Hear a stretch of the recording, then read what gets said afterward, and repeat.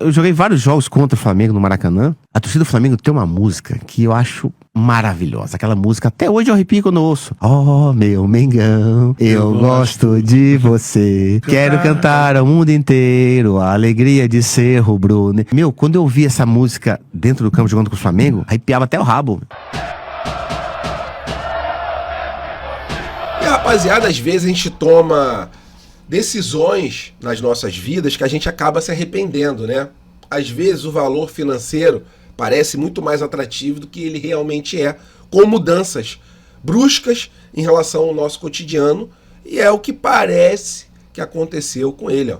Gerson, né? A gente toma às vezes decisões precipitadas e parece ser o caso do nosso ex-jogador, do nosso ex-coringa rubro-negro, porque segundo matéria publicada pela Eurofootball, que é um portal russo de notícias, o Gerson já demonstra arrependimento de ter trocado de clube. E ainda, segundo a publicação, o Coringa ele gostaria de voltar ao Flamengo, mas a diretoria rubro-negra, pelo que consta na matéria, ela seria totalmente contra essa volta do Gerson, né? É o que eu falei antes dele ir embora, que seria uma burrice muito grande do jogador em trocar o Flamengo, onde o clube pagava para ele mais ou menos R$1.700.000 por mês, para ele receber 2,5 milhões lá na Rússia.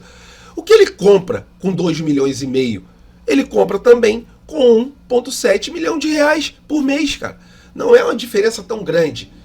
Existe um limite ali para o que você pode comprar ou não, porque você vai usufruir do seu dinheiro ou não. Então, ele estava adaptado ao Rio de Janeiro, né? Ele ama o Rio de Janeiro, ídolo aqui da torcida do Flamengo, né? Pelo menos era ídolo da torcida do Flamengo. Gostaria de saber se ele ainda é ídolo da nação rubro-negra. Trocou tudo por dinheiro. Tá arrependido, tá querendo voltar, e eu acho muito difícil da torcida aceitar o Gerson de volta. Gerson, que nunca conseguiu cumprir um contrato até o final. Então, em relação a ele estar arrependido, era uma coisa muito óbvia. O Flamengo foi lá, resgatou ele da França, né? O pai dele começou a lamentar, a forçar a barra para ele sair. O Flamengo foi lá e falou: não, beleza, compro o jogador. Comprou, na época foi a contratação mais cara da história do Flamengo. Logo depois que ele retornou, vou meter o pé, vou embora. Ele ouve muito o pai dele, o Marcão, né? O jogador Marcão. Mas quem entra em campo é o Gerson. Está arrependido, Marcão deve estar feliz, cheio de dinheiro no bolso, e o filho está lá curtindo um frio e perdeu aquela moral que tinha com a torcida do Flamengo, pelo menos na minha opinião. Aceitariam ou não aceitariam o Gerson de volta? E, rapaziada, falando agora sobre a parte financeira, né? Mais especificamente sobre o caso do Thiago Maia e o calote que o Internacional insiste em dar no Flamengo, né? O Internacional agora, galera, ele foi pro CNRD, que é um órgão político ligado à CBF. Órgão esse que passa muito a mão na cabeça de clubes que estão devendo e que recorrem a esse órgão. E esse órgão, ele parcela as dívidas infinitamente, como foi o caso do Cuiabá e Corinthians. Cuiabá vendeu o jogador para o Corinthians, Corinthians vendeu esse jogador para outro clube, não pagou o Cuiabá, e aí esse órgão falou: não, tudo bem, Corinthians, a gente parcela até 2029 sem juros. É uma sacanagem, né? É um aval para você ser mau caráter em relação a clubes brasileiros, né? Você é um cartola, você contrata, não paga, vende o jogador, recebe e não paga ao clube original. E aí vem esse órgão político e passa a mão na sua cabeça. Então é bem complicada essa situação. Não esperam muita coisa em relação ao Internacional, que recorreu a esse órgão. Acredito que esse órgão não irá dar algo de bom para o Flamengo, né? Não fará a justiça que tem que ser feita, porque o Flamengo vendeu o jogador. No mínimo, o Flamengo tem que receber, porque o Flamengo comprou o jogador e pagou por esse jogador. Mas é assim, né? Bem complicada essa situação. Dependendo do lado que você está, a CBF ela dá uma força ou ela acaba te atrasando. Então, vamos ver o que o CNRD irá decidir nesse caso do Thiago Maia, que, na minha opinião, galera, é uma vergonha. E agora agora 2 notícias, uma sobre a Betano e outra sobre a Adidas, né? O Globo soltou uma matéria que dá conta de que a Adidas estaria renegociando com o Flamengo, né, a pedido do próprio Flamengo, para pagar valores maiores diante de um contrato com cifras tão altas como foi em relação à Betano. Mas vamos começar falando sobre a Betano, porque a Betano está sofrendo uma pressão muito grande de vários lados, em relação a outros clubes, em relação à imprensa, para justificar valores tão grandes pagos ao rubro-negro mais querido do Brasil. E aí o diretor da Betano, Guilherme Figueiredo, deu um tapa, né, na cara dos outros clubes e explicou o motivo. Vamos lá. O tamanho e a distribuição da torcida, né? O amplo alcance nacional foi fundamental e também o reconhecimento global. O Flamengo tem uma projeção que vai além do Brasil, né? Aí os antes, eles já começam a se encolher lá no cantinho do quarto. E tem mais, né? Ele falou também sobre o marketing estruturado do Flamengo. O clube possui uma organização de marketing mais avançada do que de outras equipes brasileiras. Aí eles ficam menores ainda, né? Os antes já começam a se tremer todo. E, por último, a abrangência de modalidades. A Betano, ela investiu não somente no futebol, mas também no vôlei, na canoagem, no judô, na ginástica, além da plataforma Flamengo TV, com público bastante segmentado, né? O contrato ele prevê mais ou menos 270 milhões de reais por ano. Então, em relação a esse chororô todo da imprensa, de outros clubes, tá aí justificado o porquê que a Betano ela paga tanto para o Flamengo.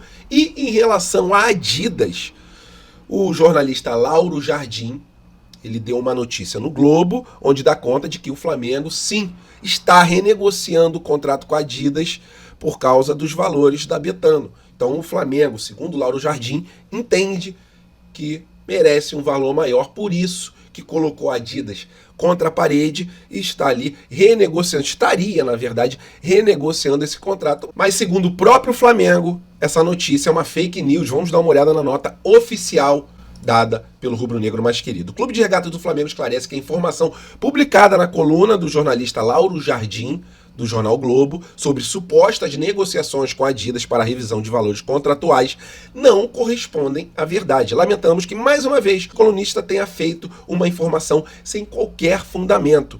O Flamengo reforça que todas as relações comerciais são conduzidas com transparência e responsabilidade e reitera que qualquer atualização relevante será sempre comunicada de forma oficial pelos canais institucionais. É isso em relação aí à notícia do Flamengo com a Adidas e também sobre esse chororô todo do porquê que a Betano paga tanto ao rubro-negro mais querido do Brasil. Agora eu vou falar sobre 2 jogadores, né, de categorias de base, um do Flamengo e outro que era do Barcelona. Vamos começar falando sobre ele. Léo Nanete, que renovou o contrato até o ano de 2029. A multa passou para 70 milhões de euros, mas a gente sabe que o Flamengo sempre negocia em valores abaixo da multa, né? Eu acho que só o caso do Vinícius Júnior que o Flamengo conseguiu vender o atleta pelo valor cheio da multa. Mas em relação aí ao Léo Nanete, é uma forma do clube se proteger, até porque é um goleiro que tem apenas 18 anos, mas geralmente está nos relacionados do time profissional do Flamengo, sempre é titular absoluto do Sub-20 rubro-negro e há pouco tempo atrás foi chamado para fazer os treinamentos com a seleção brasileira principal. Isso diante do potencial que esse atleta tem. Então, fico feliz dele ter renovado o contrato até 2029. Foi uma peça fundamental do nosso título contra o Barcelona no Maracanã lotado, nosso bicampeonato mundial. E em relação a esse bicampeonato mundial, teve um jogador chamado Gianvirgili, que foi o que fez um golaço contra o Flamengo, fez barba, cabelo e bigode, né? Muitos torcedores do Flamengo pediam ele no rubro-negro, fizeram até campanha. E o Barcelona negociou o jogador. Negociou esse jogador por um valor, assim, absurdamente baixo, né? Pelo potencial que ele entrega, o Barcelona negociou ele por apenas 3 milhões de euros com o Mallorca. O Mallorca vai ficar com 50% do passe do atleta e 50% ficará com o Barcelona. Mas o que me espantou foi esse valor baixo, né? 18 milhões de reais por um jogador de tanto potencial. Lógico, a gente fez campanha, né? A torcida, alguns torcedores queriam o Gianvirgili aqui no Flamengo, mas é um jogador espanhol, não tinha a intenção de sair do velho continente e ele continua a carreira lá, mas apenas a título de curiosidade, eu queria trazer essa informação para vocês porque ele realmente encantou os torcedores rubro-negros, mesmo sendo jogador do Barcelona. Iria cair muito bem no rubro-negro, mas a gente sabe como é que funciona o mundo da bola. Então é isso sobre o Léo Nanete, renovou o contrato até 2029 e o jogador que encantou os torcedores do Flamengo foi negociado a 3 milhões de euros.